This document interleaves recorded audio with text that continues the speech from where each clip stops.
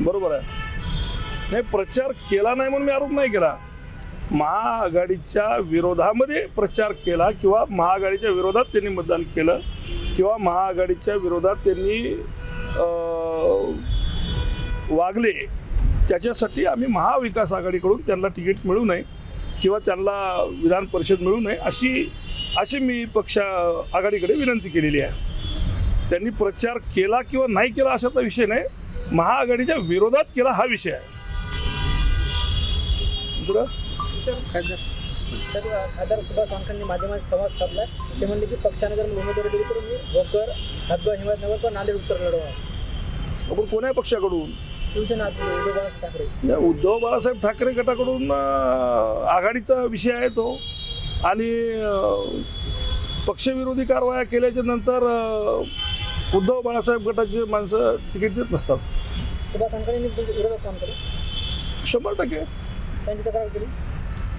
तक्रार ज्या दिवशी तिकीट मागतील त्या दिवशी करू. आता काय असं तर पुष्कळ जणांनी केलेले. आता काय प्रत्येकाला थोडीच आपण प्रत्युत्तर देणार आहोत. ज्या दिवशी महाविकास आघाडीचे कोणी तिकीट मागतील त्या दिवशी ज्या ज्या लोकांनी कामं केले नसतील किंवा विरोधात कामं केली असतील त्याबद्दल तक्रार नक्की करू. साहेब, हिंगोली शेतकऱ्याचे आंदोलन पेटले. काल त्यांनी मोटरसायकल झाली होती, आज रस्ता रोको केला आहे, टायर जाळले, प्रशासन दखल घेत नाही.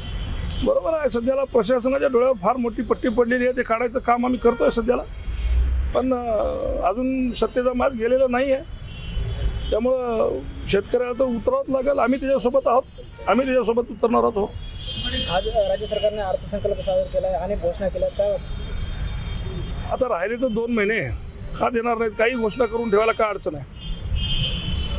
साहेब, आगामी काळामध्ये विधानसभा निवडणूक आहेत. काय वाटते सध्याची स्थिती? कारण इंडिया अलायन्स देशामध्ये आणि राज्यामध्ये महाविकास आघाडीला जनतेनं भरपूर मतांनी दिली. काय वाटतं आगामी सरकार? तुम्ही जर बघितलं असेल तर महाविकास आघाडीला क्लिअर कट माइंडेड लोकांनी दिलेला आहे.